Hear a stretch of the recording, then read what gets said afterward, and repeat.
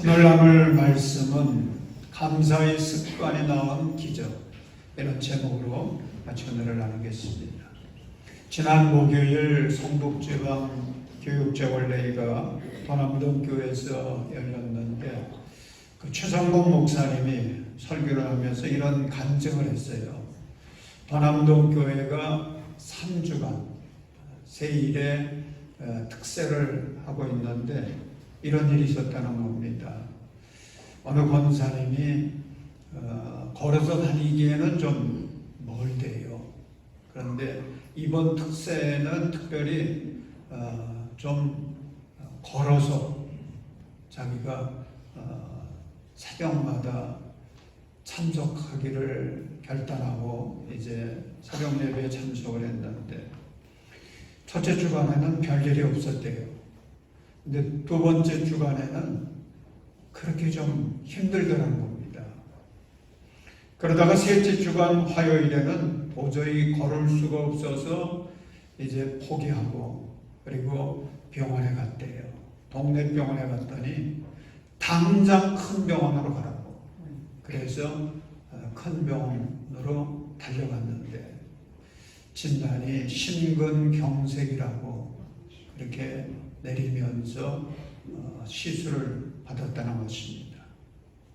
이제 담임 목사님이 그 이야기를 이제 듣지 않았겠어요? 걱정이 됐대요.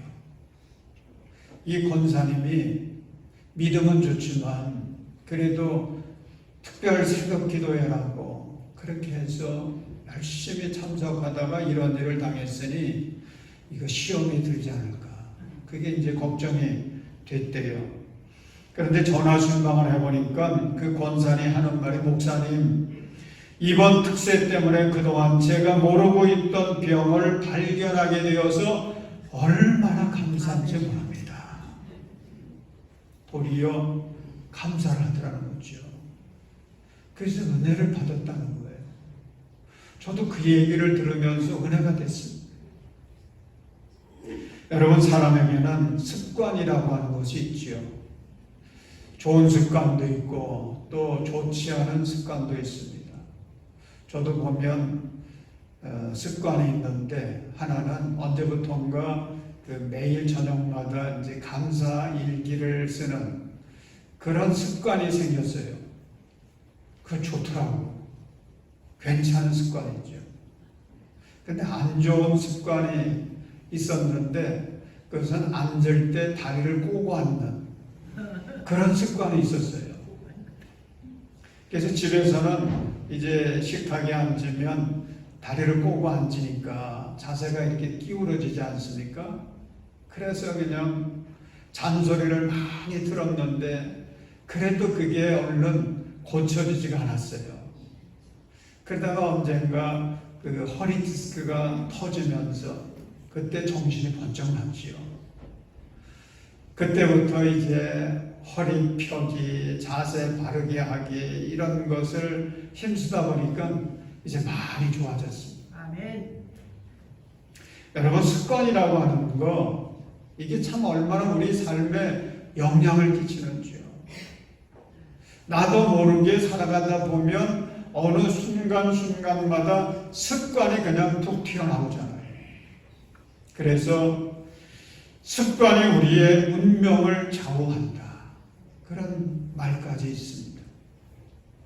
오늘 성경을 보면 신앙 좋은 습관이 있어서 삶의 위기를 잘 극복하고 하나님의 큰 복을 받았던 한 신앙인을 볼 수가 있습니다.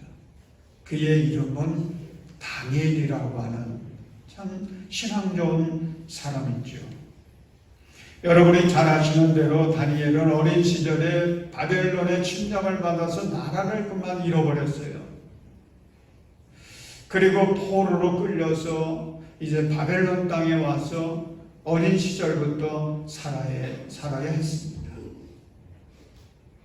그런데 하나님께서 은혜를 베풀어 주셔서 이 다니엘은 지혜가 많았고요. 그래서 바벨론 제국의 왕궁 안에서 왕궁 교육을 받았고 바벨론 제국의 관리가 됐습니다. 얼마나 지혜로운지, 또 얼마나 성실하고 얼마나 사람이 진실한지 점점 신뢰를 받게 되었고 왕의 신뢰를 받아서 높은 자리에까지 올라가게 됐습니다. 그러다가 다니엘서 5장을 보면 그 벨사살 왕이 등장하지 않습니까? 바벨론의 이 벨사살 왕이 성전에서 가져온 잔을 가지고 술을 마시고 얼마나 하나님 앞에 교만했는지. 다니엘은 그 벨사살에게 예언을 해주었습니다. 당신은 죽게 될 것입니다. 왕위를 빼앗기게 될 겁니다. 다니엘의 예언대로 이 벨사살 왕은 암살을 당하죠. 그 후에 왕조가 바뀌는데 메대 출신 다리우스라고 하는 왕이, 오늘 등장하는 다리우스라고 하는 왕이 이제 새로운 왕조를 시작합니다. 그러니 여러분 생각해 보십시오. 다니엘이 그동안 편안했어요. 그런데 왕조가 바뀌었으니 정치적으로 큰 변동이 생긴 거죠. 여러분, 우리나라도 대통령만 바뀌어도요, 바뀌어지는 사람들이 수없이 많지 않습니까? 다니엘에게는 위기 상황이라고 할 수 있는 겁니다. 오늘 읽은 본문 6장이 이런 상황에서 출발합니다. 그런데 보십시오. 새롭게 왕위에 오른 다리우스 왕은 자신의 왕정 체계를 굳건히 하기 위해서 3명의 정성을 세우고 그 밑에는 120명의 그 지방 장관들을 세워가지고 이제 나라를 통치하게 했습니다. 근데 왕은 그 중에서도 이 다니엘을 얼마나 신뢰하고 사랑했는지. 메대 출신 사람들이 많이 있었을 텐데 그들보다도 이 다니엘을 3명의 정성들 중에서도 제2인자의 자리에 앉게 하려고 합니다. 이제 다니엘은 실세 중에 실세가 되는 거죠. 그런데 권력을 놓고 빚어지는 암투라고 하는 거 우리 대한민국에만 있는 게 아니고요. 거기서도 있었어요. 그래서 여러분 4절을 보십시오. 우리 4절 말씀 함께 읽겠습니다. 그러자 다른 정승들과 지방 장관들이 다니엘이 나라를 잘못 처리한 것을 찾아내려 하였다. 그러나 그들은 그에게서 아무런 실책이나 허물을 발견하지 못하였다. 다니엘이 왜 충실하여 아무런 실책이나 허물이 없었기 때문이다. 여러분, 예나 지금이나 이 권력 다툼, 이거는요 정말 무섭습니다. 어떻게든지 끌어내리려고 하고요, 어떻게든지 그 자리 차지하려고 얼마나 무섭게 싸웁니까? 다니엘을 시기하는 정적들이 생겼습니다. 그래서 어떻게든지 다니엘을 제거하고 끌어내려서 그 자리에 자기들이 앉으려고, 그래서 음모를 꾸밉니다. 다니엘이 그동안 나라를 위해서 일하면서 잘못한 거, 허물, 실수 이런 것들을 열심히 찾아봤지만은 그거 찾는 일에 그들은 실패합니다. 그런데 보니까 다니엘이 하루 3번씩 매일같이 하나님께 기도하는 것입니다. 그래서 이 정적들은 다니엘을 잡는 방법은 이것밖에 없겠다. 그래서 함정을 팝니다. 그래서 왕을 찾아갔지요. 제안을 합니다. 임금님, 앞으로 30일 동안 임금님 말고 다른 신이나 사람에게 무엇을 간구하는 자가 있으면 누구든지 사자굴에 넣기로 그렇게 정하십시오.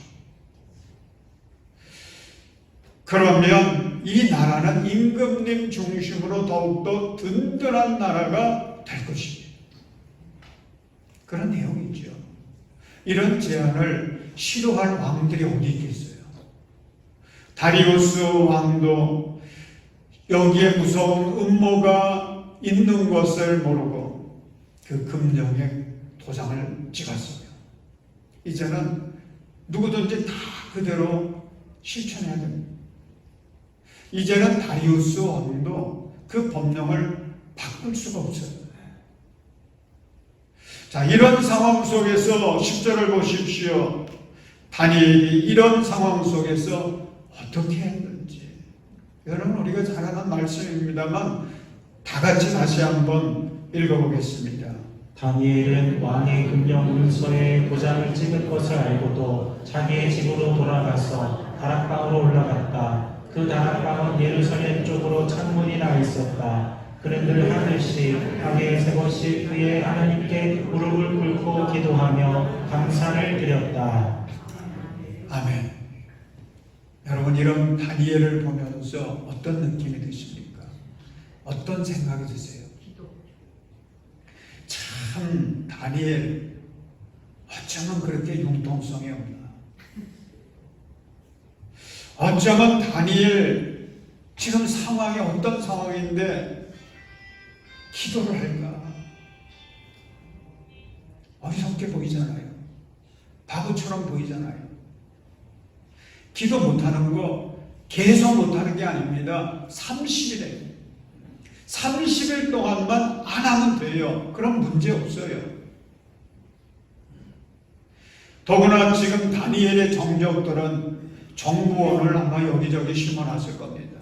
그리고 다니엘이 이런 상황 속에서 계속 기도할 건지 말 건지 이거를 유심하게 지켜보고 있을 것입니다. 그러니 기도가 아무리 중요하다 해도요, 30일만 참으면 되거든요. 30일만 자제하고 있으면 되거든요. 그러면 문제 없어요. 그 위기를 넘길 수가 있어요. 그런데 얼마나 고집스러운지, 얼마나 융통성이 없는지. 그런 상황 속에서도 기도했다 그랬습니다. 결국 어떤 지경에 빠지게 되지요. 다니엘은 사자굴 속에 들어가게 되고요.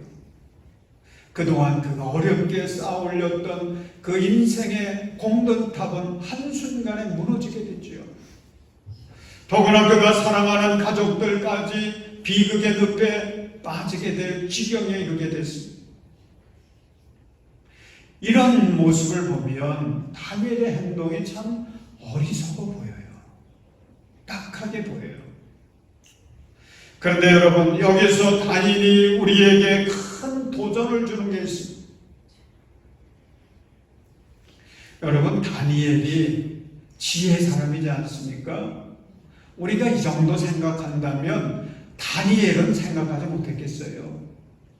이런 상황을 누구보다도 정확하게 알고 있고, 또 내가 기도하면 어떻게 될지 이런 것들도 누구보다도 더 정확하고 확실하고 분명하게 알고 있는 이 다니엘.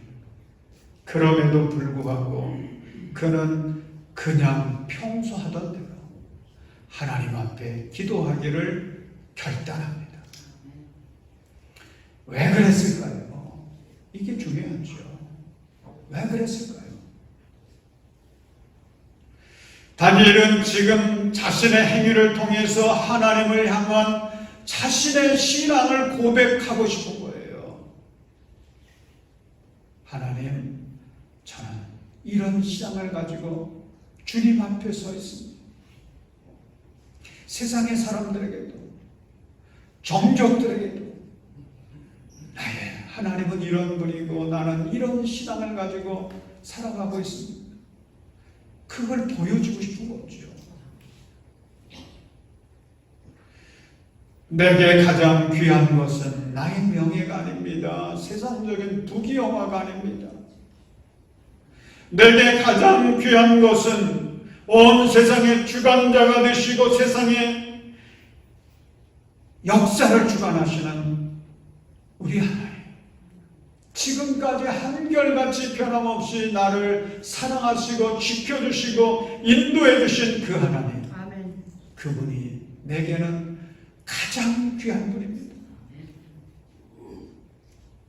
세상의 모든 것을 다 잃어버린다고 할지라도 하나님 한 분만으로 나는 만족합니다. 아멘. 이 신앙이 아니겠습니까? 사랑하는 여러분, 간절히 바라기는 이 다니엘의 이 신실한 믿음이 오늘 저와 여러분들의 믿음이 될 수 있기를 주의 이름으로 축원합니다. 아멘. 그 믿음이 중요한 거예요. 아멘. 그래야 그게 믿음의 사람이고 하나님의 사람들이죠. 그런데 오늘 본문을 보면 다니엘에게는 그 믿음 때문에 아주 귀한 두 가지 습관이 있었습니다. 하나는 하나님께 늘 기도하는 겁니다. 하루에 3번씩 예루살렘을 향한 통창을 열어놓고 늘 기도했어요. 얼마나 아름다운 습관입니까? 또 하나의 귀한 습관이 있었는데 그것은 어떤 상황 속에서도 감사할 수 있는 습관이 있었어요. 아멘. 감사의 습관. 여러분 10절의 말씀처럼 다니엘이 왕이 법령이 선포한 것을 알고도 하나님을 향해 기도했다고 그러지 않습니까? 이때 다니엘이 무엇을 기도했을까 한번 생각을 해봤어요.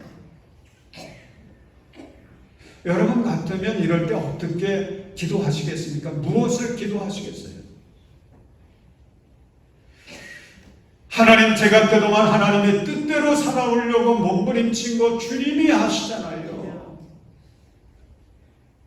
진실하고 정직하게 충성되게 살아온 거 주님이 아시잖아요.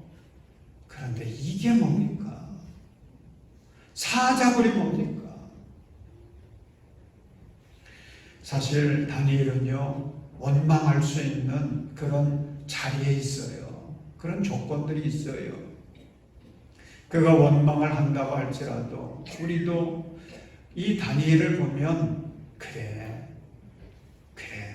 원망이 나올 거야, 이해가 될 것 같아요. 그런데 참 놀라운 것은 다니엘은 이런 위기의 순간에서도 하나님께 기도했는데 그 기도는 무슨 기도였어요? 감사의 기도였습니다. 기도하며 감사를 드렸다. 감사의 기도를 한 것입니다. 우리 교인들 가운데서도 월삭 특세 때 기도 제목 내지 않습니까? 그런데 그 기도 제목 보면은 감사의 마음 가지고 기도 제목을 적어내는 분이 있어요. 참 은혜가 됩니다. 여러분, 이런 감사는요, 아무나 할 수 있는 게 아닙니다. 그냥 나오는 게 아니에요. 이건 훈련돼야 할 수 있는 것입니다. 아멘. 여러분, 다니엘도 이런 상황 속에서도 이렇게 감사할 수 있기까지는 많은 영적인 훈련을 했을 겁니다. 하나님 앞에 간절히 기도하면서 하나님, 늘 감사할 수 있는 은혜를 베풀어 주세요. 기도하지 않았겠습니까? 오늘 우리들처럼 매일같이 감사의 노트를 써가면서 자신의 생활을 체크하고 그러면서 감사의 사람이 되기를 위해서 힘쓰지 않았겠습니까? 아멘. 여러분, 감사는요, 습관을 통해서 형성이 돼요. 다니엘도 그런 훈련을 통해서 감사의 그 삶이 그게 몸에 배게 된 거고요. 어떤 상황 속에서도 감사할 수 있는 감사의 달인이 됐던 것입니다. 사랑하는 여러분, 다니엘의 감사에서 깨닫게 되는 것 3가지가 있어요. 그 3가지를 함께 나누려고 하는데, 첫째는 감사는 믿음의 열매라고 하는 것입니다. 아멘. 여러분 10절 하반절을 보면 그는 늘 하듯이 하루에 3번씩 그의 하나님께 무릎을 꿇고 기도하며 감사를 드렸다, 그렇게 말씀하고 있는데 그 하나님께라고 하는 앞에 그의 하나님께, 그러니까 다니엘의 입장에서 보면 나의 하나님께, 그런 거죠. 그래서 그의 하나님께라고 하는 말이 참 의미심장한 의미를 담고 있는 것입니다. 지금까지 다니엘은 인생을 살아오면서 파란만장한 삶을 살았습니다. 나라가 망하면서 그 일어났던 비극을 눈으로 봤습니다. 현장 체험한 거예요. 포로로 끌려서 바벨론까지 오면서 거기서 당했던 고통들, 바벨론 땅에 와서 살면서 그래도 순탄하긴 했지만은 순간순간 위기의 상황들, 어찌해 좋을런지 알 수 없는 그런 고난의 때가 얼마나 많았겠어요. 그런데 다니엘은 그 모든 순간들마다 함께 하시고 인도해 주시고 지켜 주시고 돌보아 주시는 주님을 체험한 것입니다. 지금까지 자신이 살아온 게 하나님의 은혜라고 하는 것. 그러기에 다니엘은 그 하나님을 나의 하나님이라고, 나의 하나님이라고 그렇게 고백하였고, 그런 믿음이 있었기 때문에 이런 상황 속에서도 감사할 수 있었던 거죠. 여러분, 그래서 감사는 어떤 사람이 할 수 있어요? 한번 따라서 하십시오. 믿음의 사람이 감사할 수 있습니다. 여러분, 아무나 할 수 있는 게 아니에요. 믿음 있는 사람이 감사할 수 있습니다. 그것도 믿음의 크기가 어느 정도냐에 따라서 그만큼 감사하며 살아갈 수가 있습니다. 여러분, 감사는 신앙의 문제예요. 상황의 문제가 아닙니다. 형편의 문제가 아니에요. 믿음 있는 사람은 어떤 형편과 어떤 상황 속에서도 그 상황과 형편을 넘어서 감사합니다. 믿음 없는 사람은 아무리 좋은 상황 속에 처해도 감사하지 않아요. 여러분, 사도행전 16장에 보면 바울과 신라가 등장하지 않습니까? 이들이 예수의 복음을 전하다가 감옥에 들어갔지요. 만약 여러분들이 복음 전하다가 전도하다가 붙잡혀가지고 감옥에 갔다 뭐 그런 일은 없겠지만은 만약 그랬다고 생각을 해보십시오. 감옥 안에서 여러분들은 어떤 반응을 보일 것 같아요? 믿음 없는 사람들은 후회할 겁니다. 낙심이 될 겁니다. 원망이 쏟아 나올 것입니다. 내가 다시는 전도하나 봐라. 그러지 않겠어요? 그런데 바울과 신라는 빌립보 감옥에 들어갈 때에 매까지 맞았습니다. 온몸이 고통투성이에요. 그런 상황 속에서도 바울과 신라는 하나님을 믿고 예수님을 믿고 성령님의 역사하심을 믿었기에 그 믿음 가지고 하나님께 기도하면서 뭐 했어요? 찬송했다 그랬어요. 사랑하는 여러분, 감사는 믿음의 열매입니다. 여러분도 믿음 가지고 언제 어디서나 어떤 상황에서도 감사할 수 있기를 주님의 이름으로 축원합니다. 둘째로, 감사는 결과가 아니라 태도의 문제라고 하는 것입니다. 우리는 보통 결과를 우선으로 여기지 않습니까? 그래서 결과에 따라서 감사를 하든지 결과에 따라서 원망을 하기도 하지요. 그래서 감사합시다, 그렇게 말씀을 하면 이렇게 반문하는 교인들이 있을 수 있습니다. 저도 감사하고 싶지요. 그런데 내 처지, 내 형편 아시지요? 이런 형편에서 어떻게 감사할 수 있겠습니까? 하나님이 나의 기도에 응답해 주신다면 그때 나는 감사하겠습니다. 하나님께서 내가 기대하는 좋은 일들이 생겨도록 역사하시면 그때 가서 나는 감사하겠습니다. 우리의 자녀들이, 손들이 좋은 대학, 원하는 대학에 들어가게 되면 그때 가서 감사하겠습니다. 여러분, 다니엘의 감사는 그런 차원이 아니에요. 결과를 보고 그 결과 때문에 감사하지 않았습니다. 다니엘은 어릴 때서부터 하나님 중심이었어요. 철저하게 하나님 중심으로 말씀 붙들고 말씀 따라서 하나님의 영광을 위해서 살았던 믿음의 사람이었습니다. 출세에도 하나님 버리지 않았어요.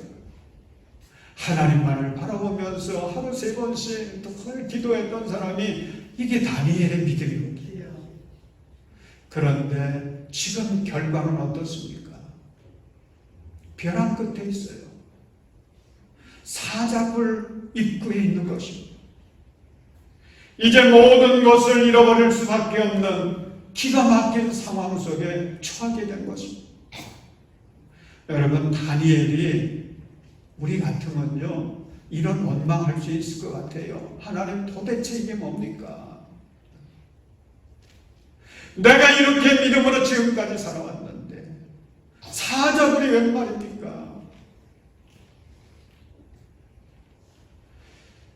그러나 여러분, 다니엘은 그러지 않았어요. 결과 보고 감사하거나 결과 때문에 원망하지 않았어요. 왜 그렇겠어요? 감사하는 것이 하나님 앞에서 믿는 자들이 마땅히 해야 될, 당연히 해야 될 태도라고 생각했던 거죠. 여러분, 예수님의 감사도 그런 감사가 아니겠습니까? 예수님께서 베스다 들판에서 5,000명이 넘는 많은 사람들, 그들이 먹을 것이 없어서 굶주리고 있는 것을 안타깝게 여기셨는데, 그때 예수님에게 있는 것은 한 소년이 바친 보리떡 5개, 물고기 2마리 뿐이었죠. 그런데 그때 예수님의 감사가 나오는데, 그 감사가 언제였는지, 기적이 일어나고 난 다음에 결과를 보고 감사했는지, 아니면 그 전에 감사했는지, 자, 이거 한번 우리 봐야 되겠어요. 요한복음 6장 11절 말씀 우리 함께 읽겠습니다. 예수께서 빵을 들어서 감사를 드리신 다음에 앉은 사람들에게 나누어 주시고 물고기도 그와 같이 해서 그들이 원하는 대로 주셨다. 아멘. 자, 뭐가 먼저였어요? 감사가 먼저였죠. 결과가 먼저가 아니었어요. 먼저 감사부터 하셨어요. 그랬더니 오병이어의 기적이 임한 거죠. 사랑하는 여러분, 어떤 상황에서도 변함없이 나를 사랑하시고 은혜 베풀어 주시는 주님께 우리가 가져야 될 태도가 있습니다. 아멘. 다른 어떤 상황 속에서도 감사하며 살겠습니다. 아멘. 비가 오나 눈이 오나 어떤 형편 속에서도 감사하며 살겠습니다. 아멘. 그런 감사의 태도를 가지고 늘 주님 앞에 살아갈 수 있는 우리 성도들 되시기를 주님의 이름으로 축원합니다. 아멘. 우리가 다니엘의 감사를 통해 또 하나 깨닫게 되는 것이 있습니다. 세 번째는 감사의 습관은 놀라운 기적을 만든다고 하는 것입니다. 여러분, 우리가 10절까지만 읽었습니다만 19절 이후를 보면은 다니엘의 감사가 나온 결과가 얼마나 놀라운지 발견할 수 있지 않습니까? 22절 보면 사자굴에서 살아나는 기적을 이 다니엘은 체험합니다. 누구든지 이 다니엘이 사자굴 속에 들어갔으니 죽을 거야 라고 생각을 했는데 죽지 않았어요. 하나님이 그를 지켜주셨습니다. 살아났습니다. 이게 기적이 아니겠습니까?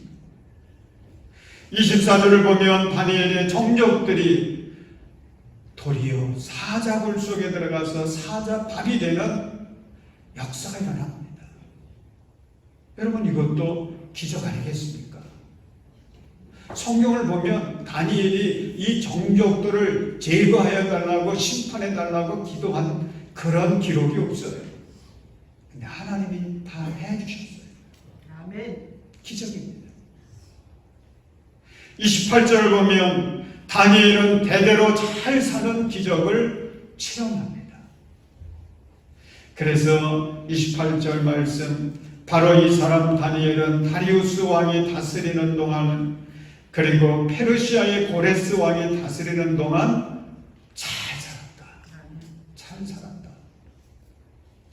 여러분, 감사의 습관을 가지고 살았던 다니엘, 얼마나 놀라운 은혜를 체험하는지요. 그 감사가 이런 기적을 만든 것입니다. 하나님의 영광을 드러낸 것입니다. 아멘. 그래서 영국의 윌리엄 로우가 남긴 말이 있습니다. 만일 어떤 사람이 인생의 행복과 만족을 찾는 가장 빠르고 확실한 방법이 무엇이냐고 묻는다면 그 사람에게 어떤 사건이 일어나든지 그 사건에 대해서 무조건 하나님께 감사하고 찬양해야 한다고 대답하겠다. 여러분, 오늘 우리는 이제 말씀을 마치는 대로 성찬식을 하려고 합니다. 이 시간 예수 그리스도의 살과 피를 먹고 마시면서 우리가 주님 앞에 감사해야 될 조건이 무엇인지, 이유가 무엇인지 다시 한번 깨달으시기를 바랍니다. 아멘. 그리고 다니엘처럼 감사의 습관, 감사의 능력 가지고 오늘 우리 앞에 있는 모든 인생의 문제들을 이기시고 영적 전쟁에서 승리하셔서 주님이 우리에게 허락해 주시는 놀라운 기적의 역사들을 체험해서 살아계신 하나님께 영광을 돌릴 수 있는 저와 여러분들이 되시기를 주님의 이름으로 축원합니다. 아멘. 사랑의 하나님, 우리의 믿음이 부족해서 감사를 잃어버릴 때가 얼마나 많은지 주님, 언제나 어떤 상황에서도 우리는 주님을 믿음으로 바라보게 하시고 아멘. 주님의 말씀 따라 감사하며 살아갈 수 있도록 은혜 위에 은혜를 더하여 주시옵소서. 아멘. 그래서 감사의 위대한 능력으로 세상을 이기게 하시고 기적을 만들어서 주님의 영광 드러낼 수 있는 신실한 그리스도의 제자들이 되게 하여 주시옵소서. 아멘. 예수님의 이름으로 기도합니다. 아멘.